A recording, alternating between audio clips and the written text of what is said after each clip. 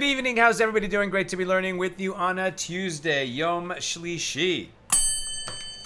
Let's light up the darkness.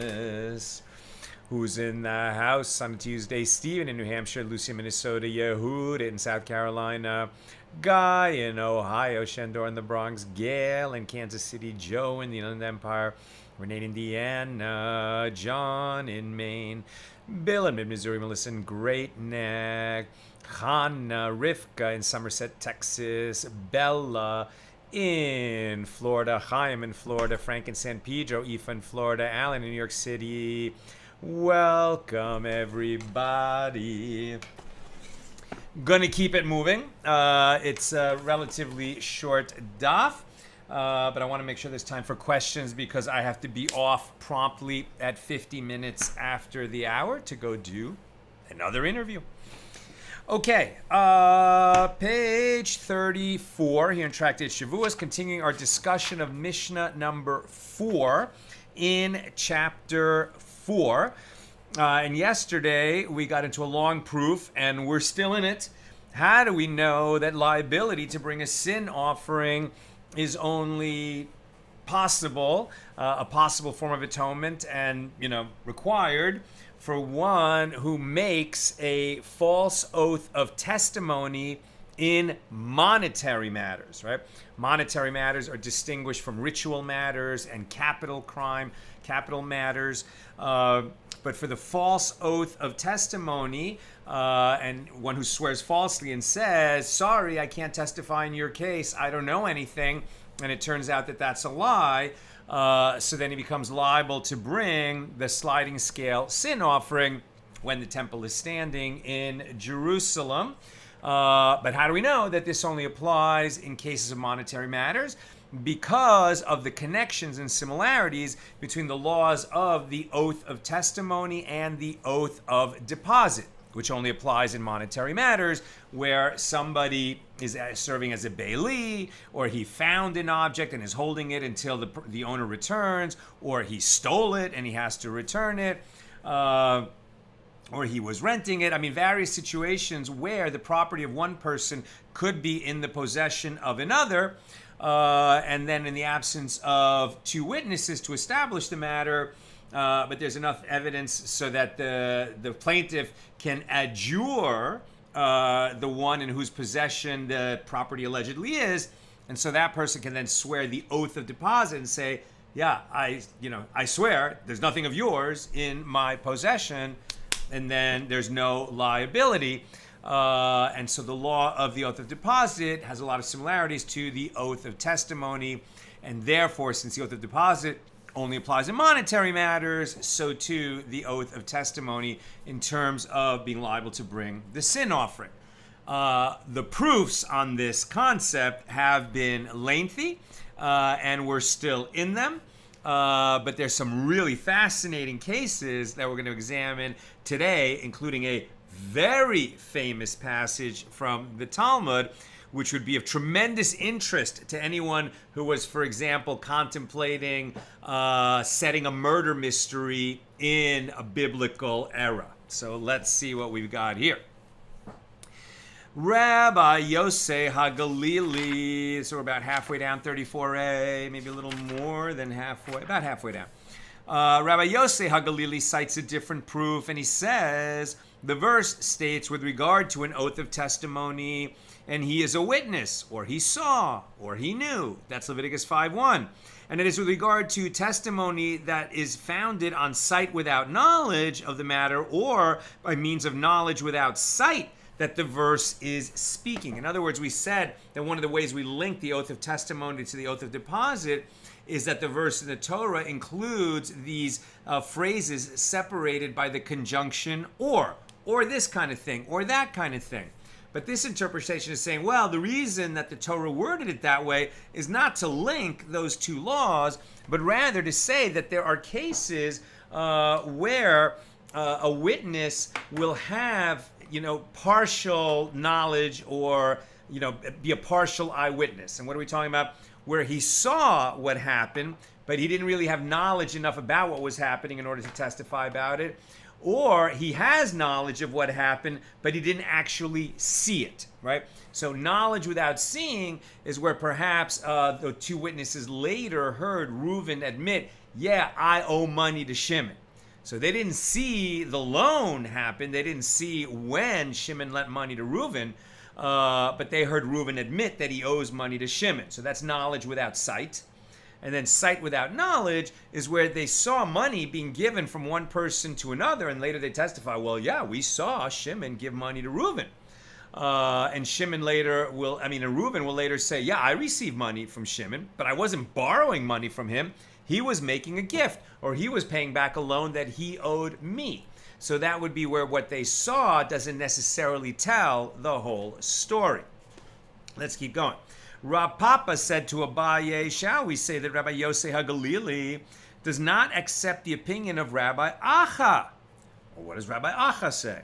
As it is taught in a Baraisa in Bava Kama, that Rabbi Acha says if there is a rutting male camel, right? So a male camel who is in heat, meaning that this is an animal that is difficult to restrain, and can be dangerous because it's so intent on finding the female camel, right? So what happens? Right, Rabbi Acha says if there is a rutting male camel that is rampaging among other camels, and then a camel was found killed at its side, it is evident that this rampaging camel killed it, and the owner must pay for the damage. Did anyone see the rutting, rampaging camel kill this other camel? No. But people did see that it was rampaging, and then later a dead camel was found nearby. So this is circumstantial evidence, right? We have strong reason to believe that the rampaging camel killed the camel that is now found dead, but no one saw it. So the question is, can we establish a matter through circumstantial evidence when there is no eyewitness evidence? Rabbi Acha says, yes, you can. The evidence is so strong that even though we didn't see the actual event, we can assume that it happened. Rabbi Acha rules that in cases of monetary law, the case can be decided based on circumstantial evidence. As if he is of the opinion that the ruling is in accordance with the opinion of Rabbi Acha, that witnesses may testify on the basis of circumstantial evidence in cases of capital law also, then you find the case of knowledge without sight, as in the case discussed by Rabbi Shimon ben Shattach, right? So in monetary law cases, according to Rabbi Acha, we'll accept circumstantial evidence, and we might award damages based on circumstantial evidence in the absence of eyewitness testimony. Are we going to extend that principle to a capital case? The problem, of course, being, well, there's no other explanation than that this guy killed that guy. But are we going to say, based on there's no other explanation and circumstantial evidence, that the court is going to step in and impose a death penalty? Given how reluctant we've already seen a rabbinic court is to ever issue a death penalty, sounds like this is going to be too heavy of a lift. But let's examine the very famous case based on a real incident posed by Rabbi Shimon ben Shattach.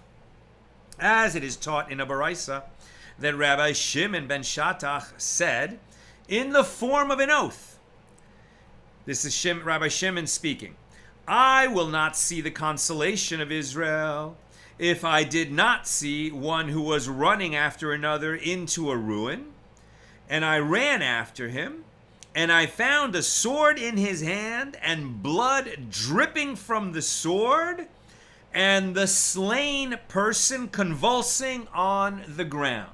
Right?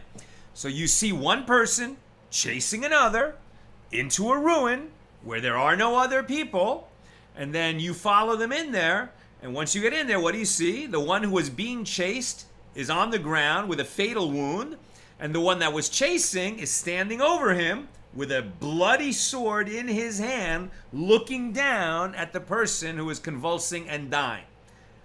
Pretty likely that the one holding the sword killed the victim who's on the ground. But did Rabbi Shimon ben Shattach see the killing?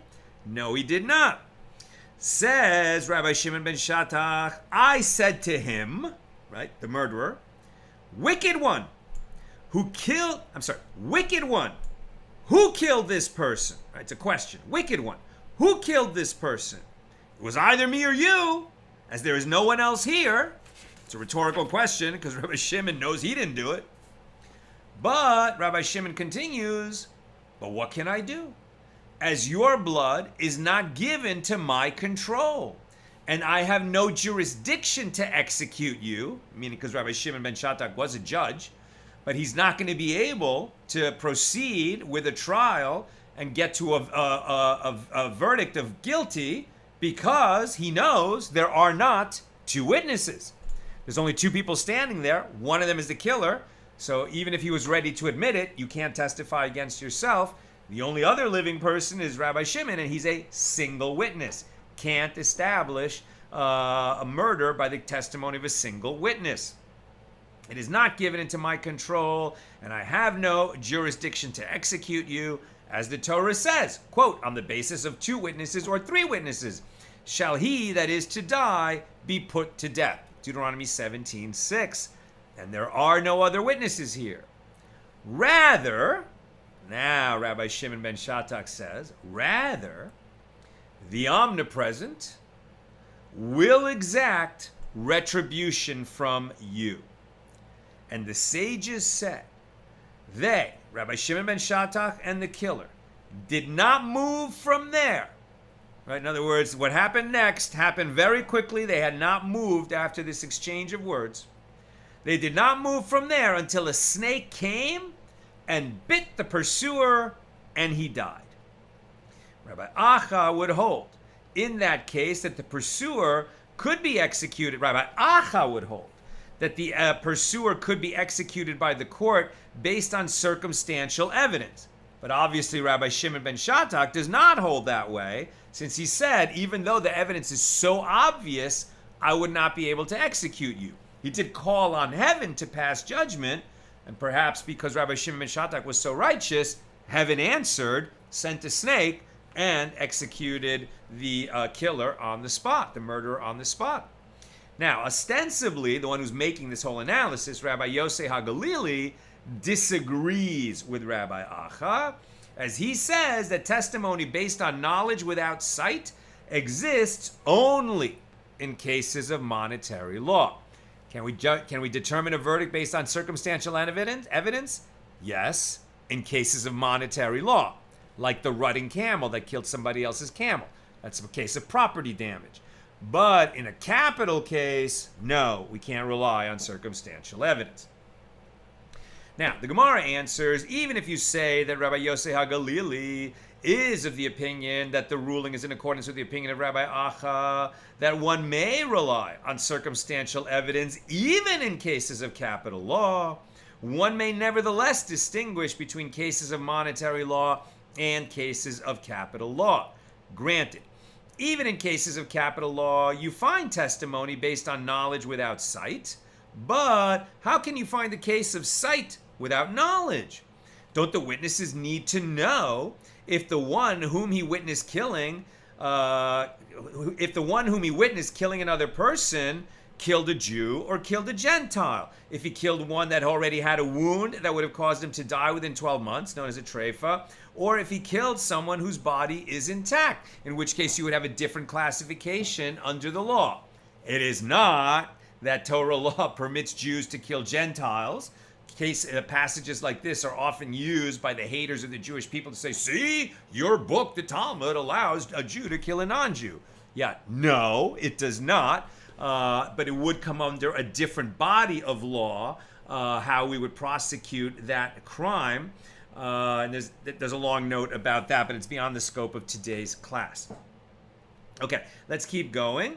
And the Gemara notes, conclude from it that Rabbi Yosei HaGalili holds that in a case where one administers an oath to witnesses with regard to testimony involving a fine, which is back to what we're talking about, the witnesses are exempt from liability for taking a false oath of testimony. As if it enters your mind to say that the witnesses are liable, although you find testimony with regard to fines based on knowledge without sight, right, circumstantial evidence, and witnesses may testify on circumstantial evidence.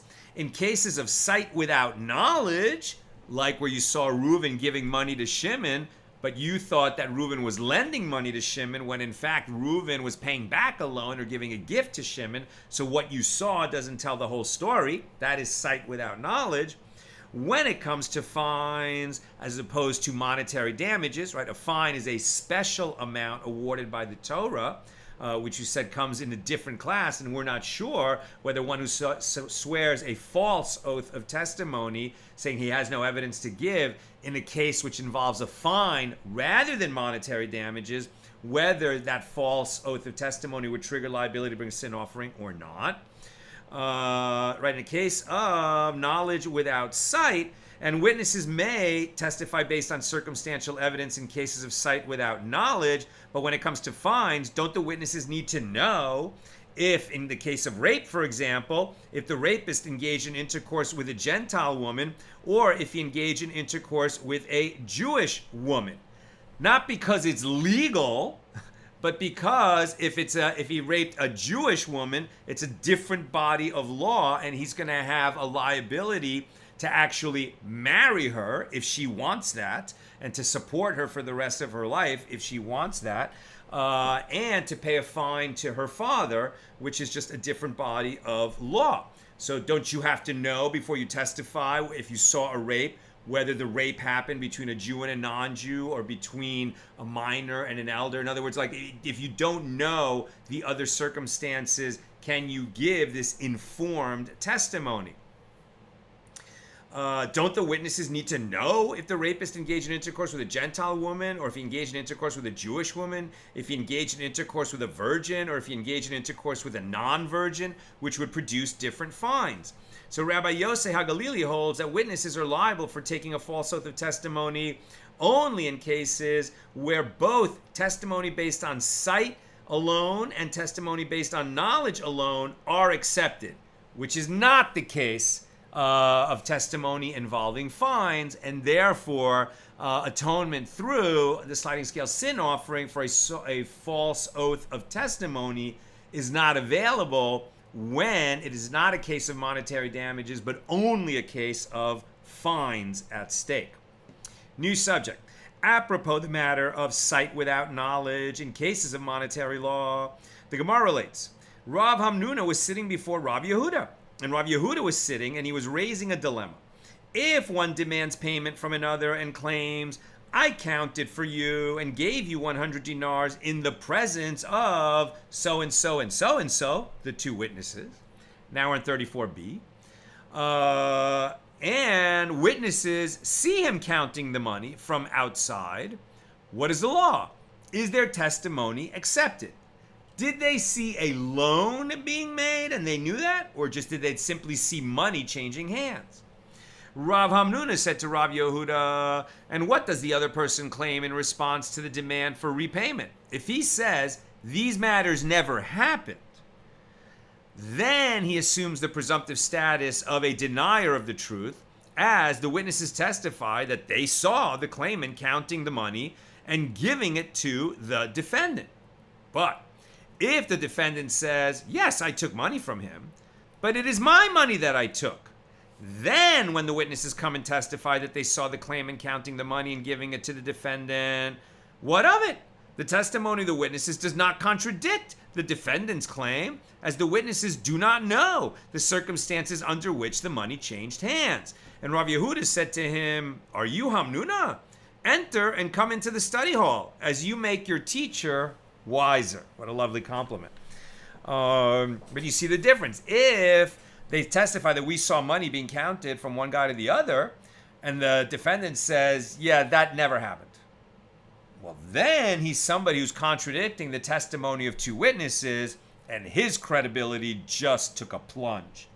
But if he says, yeah, I took money from the plaintiff, but it was my money that he gave me, then he's going to be able to swear an oath of deposit or an oath of inducement and not have to pay, because he didn't contradict the testimony of the witnesses. The Gemara relates a similar incident. There was a certain individual who said to another, I counted for you and gave you 100 dinars as a loan alongside this column, right? We were standing next to this column. Was it an Ionic column or a Doric column or a Corinthian column? Isn't it funny the things we remember? I must have learned the names of those kinds of columns. I think Greek columns or Roman columns. I don't even know. And when I was in 4th grade or 5th grade, and I still remember those words. But what did I have for breakfast yesterday? Who knows? Okay. So I counted for you and gave you 100 dinars as a loan alongside this column. And the other person said to him in response, I did not pass alongside this column. And 2 witnesses came and testified about him that they saw that he urinated alongside this column. So Reish Lakish said, he assumes the presumptive status of a denier of the truth, as the testimony of witnesses proves that he passed alongside this column. They saw him beside this column. But Rav Nachman objects to this. That is a ruling characteristic of a Persian court, right? Low-level logic and truth analysis being used here. Not a reasonable ruling characteristic of a Jewish court. Did the respondent say that he never passed alongside the column? It was that he did not pass alongside the column in the context of this matter of the loan, that he said to him that he did not pass the column. Therefore, the testimony of the witnesses does not contradict his statement. Yeah, they saw him near that column at some time in the past. Doesn't mean that he was ever there along with the alleged lender when he says I was never alongside the column. What he's saying is I didn't lend or borrow money while standing near this column. That never happened. The fact that he might have been near that column at some other time in his life doesn't mean that he is contradicting the testimony of the witnesses. And this shows a little bit of the discretion that a judge has to understand what's being said when humans typically use language loosely. And there are those who say that the incident transpired a bit differently. There was a certain individual who said to another, I counted for you and gave you 100 dinars as a loan alongside this column. And the other person said to him in response, I never passed alongside this column. Witnesses emerged and testified concerning him that he urinated alongside this column. And Rav Nachman said he assumes the presumptive denier, the status of a presumptive, he assumes the presumptive status of a denier of the truth, as the witnesses contradicted his claim. And Rava said to Rav Nachman, there is no proof from here that he assumes the presumptive status of a denier, as any matter that is not incumbent upon a person to remember, he performs it, and it is not in his mind. Right? There's another, example of the discretion that judges have and need to have. Right? Because there's lots of stuff that happens that we don't remember because there's no reason to remember it. Right? So something that is not incumbent upon a person to remember, he performs it and is not on his mind. He doesn't remember everywhere that he, took a leak by the side of the road in a time and place where it's not like there were public bathrooms here and there. People just went on the side of the road. He doesn't remember every place that he did that. Therefore, when he denied ever passing alongside the column, it was because there was never any reason for him to remember that he had been there, like lending money or borrowing money in that location, which according to him never happened.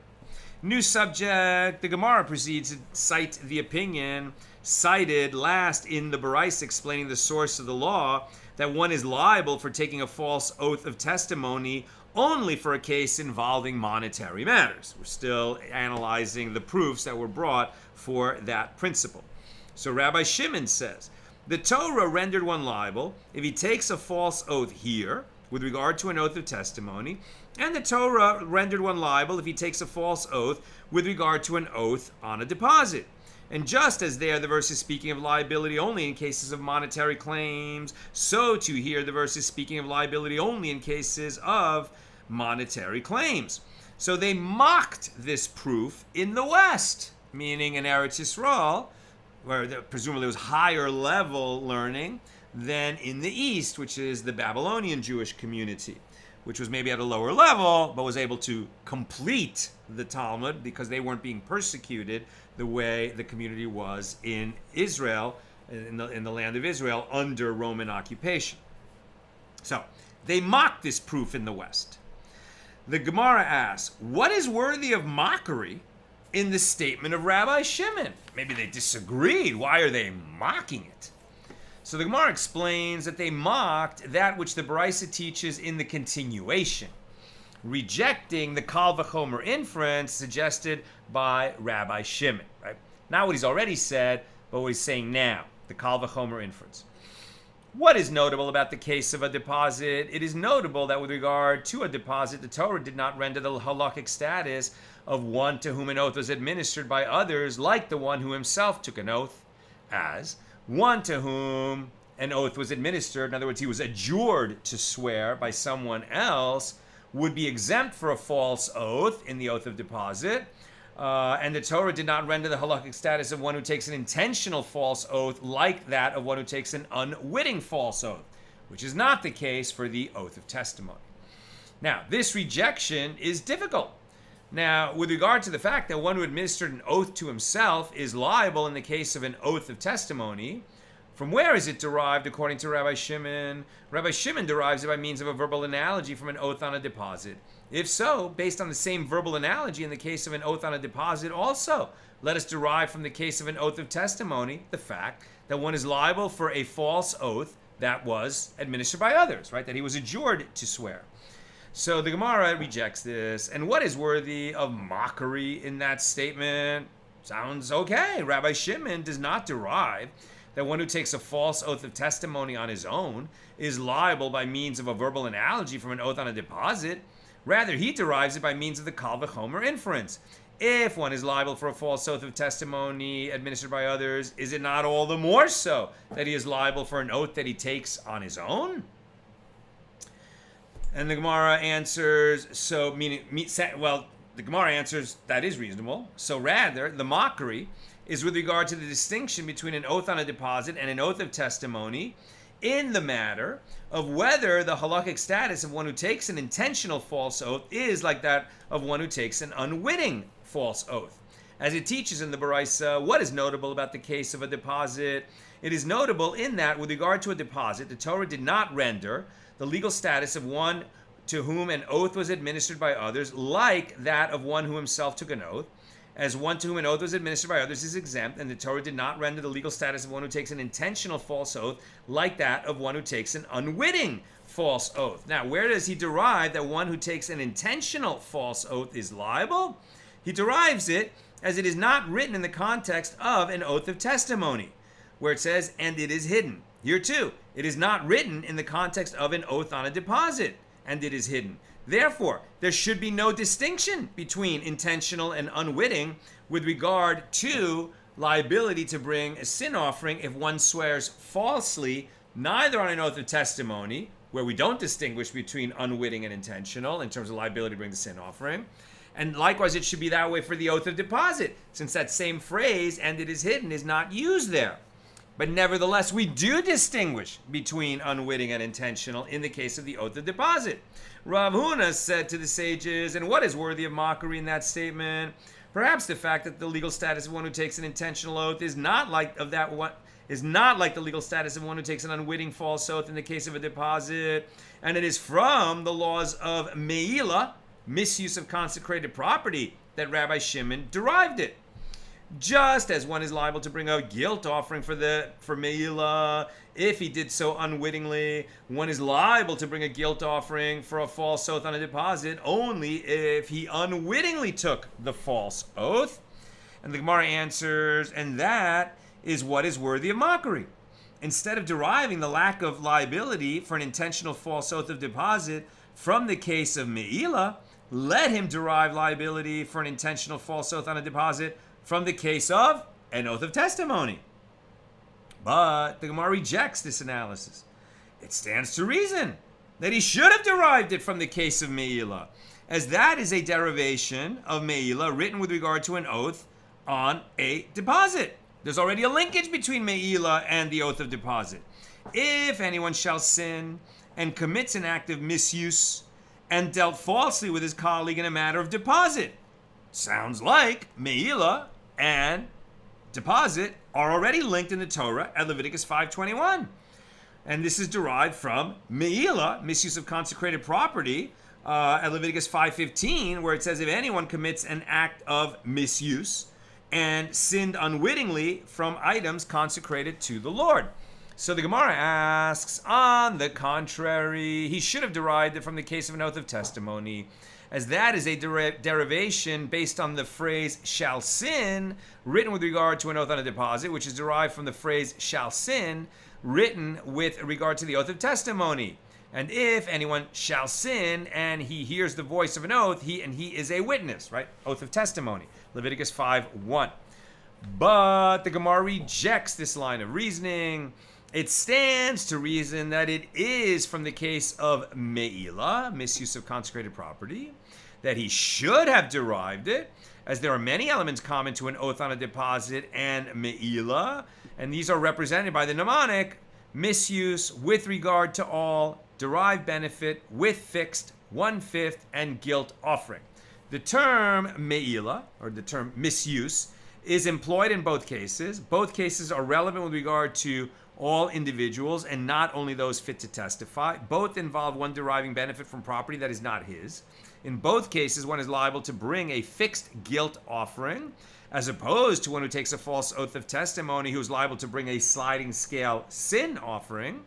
And in both cases, one adds 1/5 to the payment of the principal. In both cases, that is the offering with which one gains atonement. So there's a lot of connections between the oath on deposit and me'ila.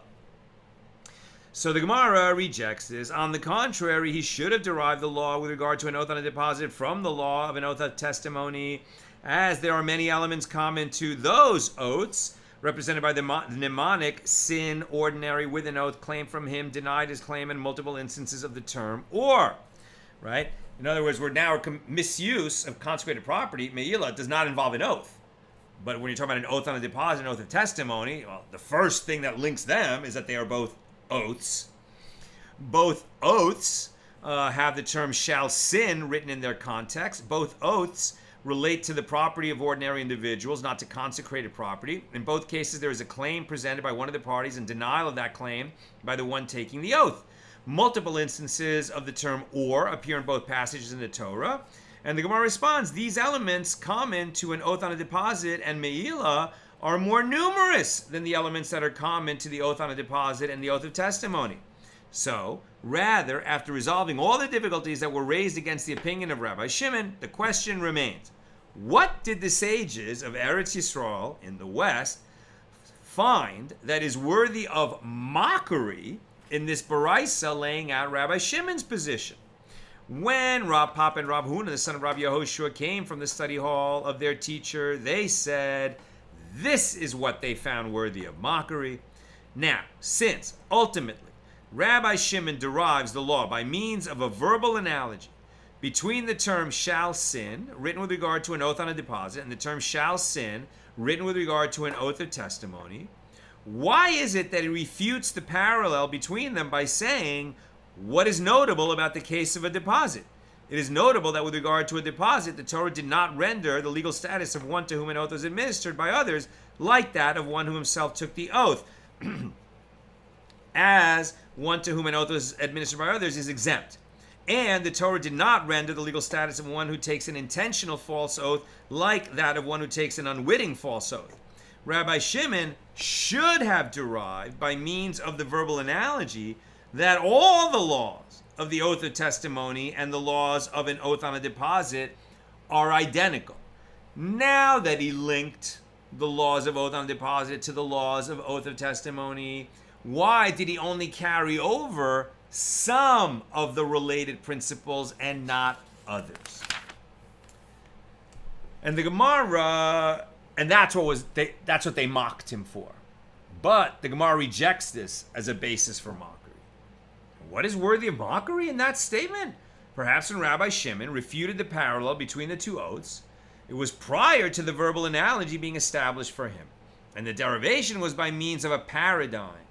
After the verbal analogy was established for him, he did not refute the parallel and holds that in the case of an oath of deposit, one is liable to bring a guilt offering for false oaths administered by others, as well as for intentional false oaths. And the Gemara asked, and does Rabbi Shimon not refute the parallel between the two oaths?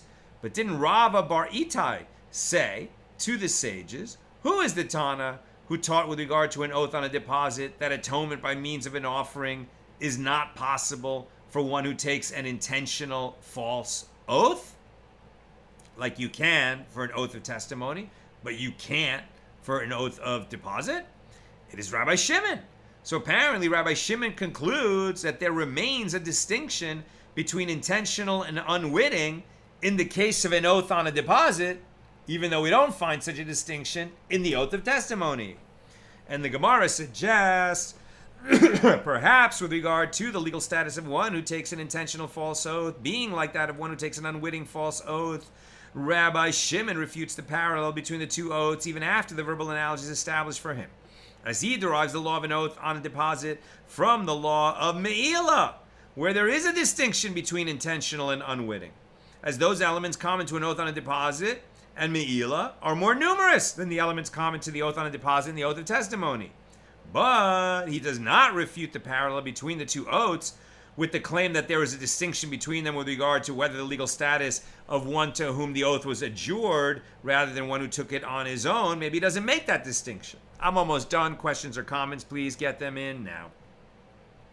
So the Gemara asks if, according to Rabbi Shimon, based on the derivation from the misuse of consecrated property, Me'ilah, one who intentionally takes a false oath on a deposit does not bring a guilt offering like one who took the false oath unwittingly, let the discussion of the case of an oath of testimony return to the verbal analogy and derive it from the case of an oath on a deposit, that the legal status of one who takes an intentional false oath is not like that the status of one who takes an unwitting false oath.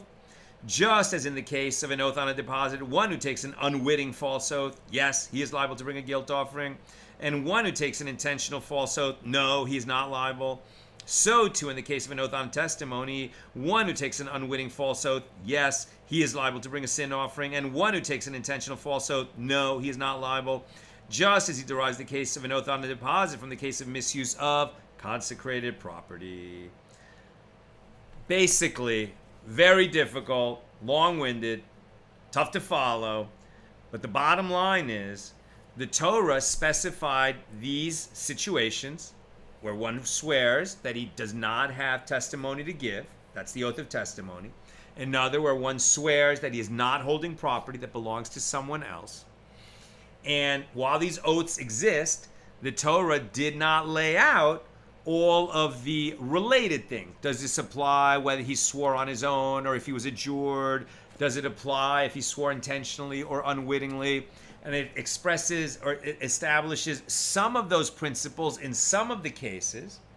And now we're trying to figure out, well, these sort of elements, these elements of the law, are we going to extend them from one law to another, where we have reasons to compare that second law to yet another law?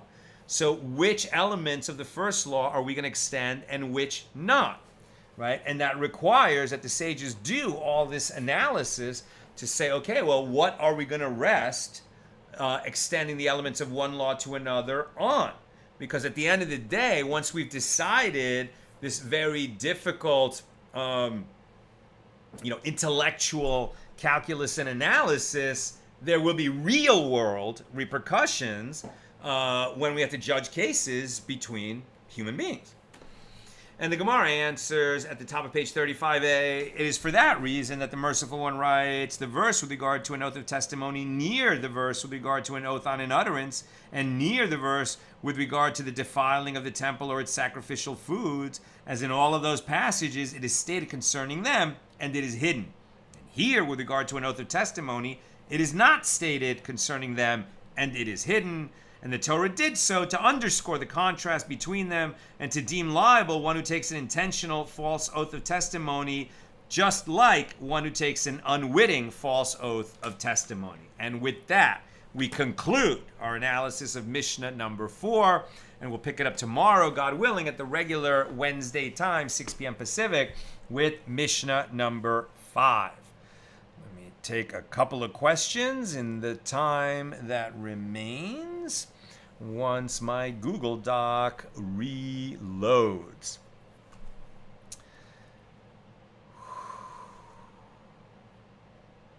Just one. Bill. Greek. Doric is the plainest. Ionic has the little scrolls. And Corinthian is the one with all the fiddly bits about the columns that I learned about in elementary school.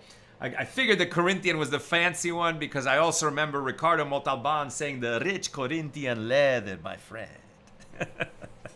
That's what I've got for us today. And with God's help, we'll be together again tomorrow at the regular time. Have a great night.